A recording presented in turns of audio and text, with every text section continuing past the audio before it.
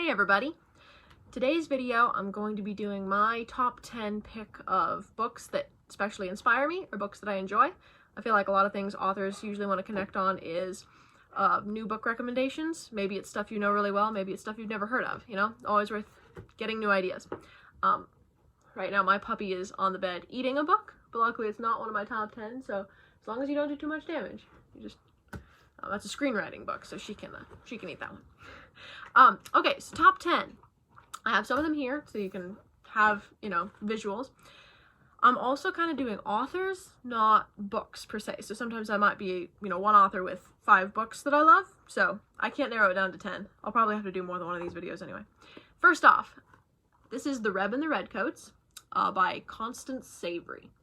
And I actually am recommending her because she's got multiple books that I enjoy. Her main two are The Reb and the Redcoats and another one which I think is in my pile here, Enemy Brothers. Yeah, Enemy Brothers. These two books are really cool. They're both historical fiction, very easy reads. I read these both in grade school. And she just has a really cool way of designing her characters and getting a story done pretty fast, which I admire. They're both pretty short. So I recommend her. She has some other books too that are fun, but those are her two best. Next, obviously, The Chronicles of Narnia. All 7. In this massive copy, all 7 are in the incorrect order, so, you know, we can have a fight about that someday if you disagree with me that the correct order is starting with Lion, the Witch, and the Wardrobe, not Magician's Nephew, not chronological order, the order that Lewis wanted them in. So, always a great recommendation, always reread those. They're not just for kids, they get deeper every time you go through them. Next one's kind of wacky. The Alvin Fernald series.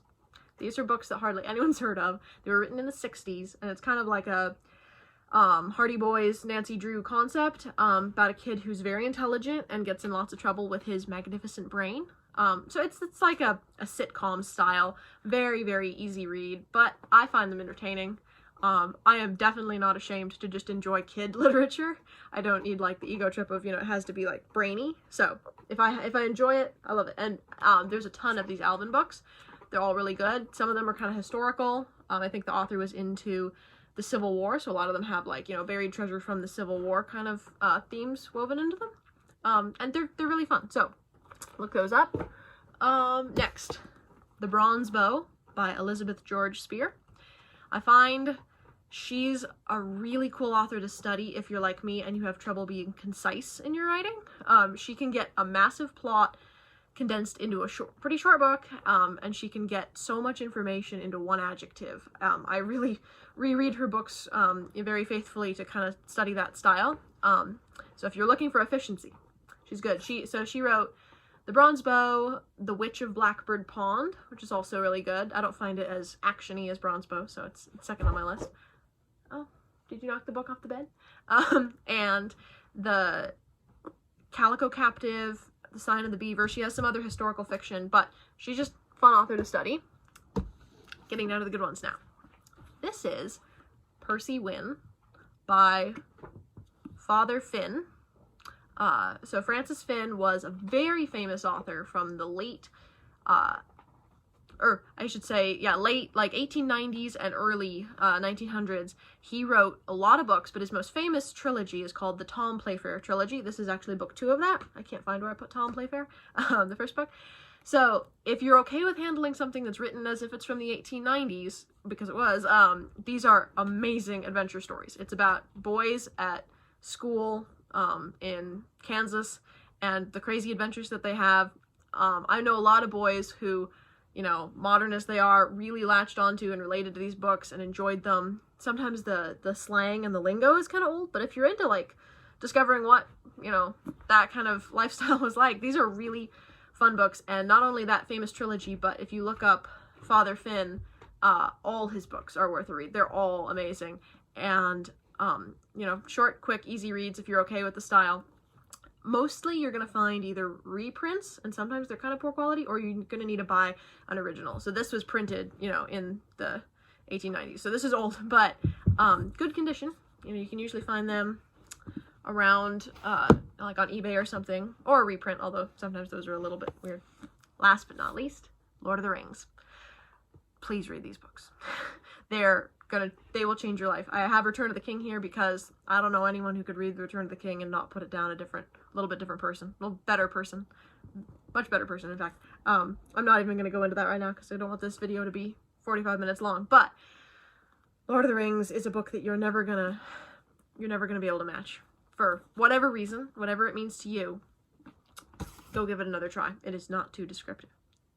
Then lastly, the books that I don't have here, but I want to give honorable mention to. I'm not even counting. What was that? Was that 10 already? Man Alive by G.K. Chesterton. Remember that name. Look that book up. That is an unbelievable book. If I was able to just give one recommendation to people, a manual to live by, read Man Alive. It's like if you took It's a Wonderful Life, that movie, and you put it in the context of like a screwball mystery.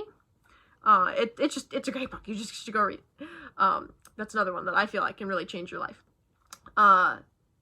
Hilda Van Stockum is another author I really like. She wrote the children's books The Borrowed House, The Winged Watchman. Those are both World War II stories. And, you know, historical fiction, but she wrote it from a perspective of, she was a Dutch woman who, you know, had lived through it. So those are really cool, easy reads. The Outsiders, and I don't have a copy of that because though I own multiple copies, I've loaned them all out currently. The Outsiders, if you've read it, you know why I love it. If you haven't, give it a try. I don't want to say too much. Talk about a short, easy read. You can read it in one night. And last but not least, The Robe, I would say. The Robe is a really cool historical novel about the centurion who was in charge of crucifying Christ and who gambled for his robe and won it. So if you're into that kind of thing, that is a really cool book. There's a movie of it, but I don't really agree with the casting in that movie, much as I love old movies. Speaking of which, one of the next videos I'm going to do is my top 10 favorite movies. If you guys need recommendations for that, that'll probably be stuff you've never heard of, because I'm into old obscure stuff, or old famous stuff. And then after that, I'm really excited. I'm going to do top 10 TV shows. So that'll also really surprise a lot of people because I have very old school taste in TV shows. So thank you for watching. I hope you got a recommendation or two of something you haven't read yet. Leave in the comments your favorite books, because I always need new recommendations of good stuff to read. Or leave in the comments your opinions on this stuff if you have read it, or once you do read it. Tell me you hated it or loved it. Thank you very much, and I'm going to go stop my dog from eating the books that I left lying around. I'm sorry, I have to add a PS to that last video. I forgot to recommend something. If you don't already own a giant, like, Golden Celebration or, like, 80th anniversary, I don't even think there's been an 80th anniversary yet, I'm not that old, right, of Peanuts cartoons, you gotta get yourself one. It is the most healing therapy out there. Sitting down with a good cup of coffee and reading Peanuts for about 3 hours is basically anyone needs to make their life better. I grew up on Peanuts, and there's so much wisdom in here and so many laughs. So get yourself some Peanuts, okay? That is my last recommendation for the books that you need in your life to make it better. I just have to show the world as a second postscript to that video. Here is my little Jin, and she was eating a book called Save the Cat, which you gotta love the irony here. So her top 10 recommendations for books to eat, she would say any book with a cat on the cover always tastes pretty good.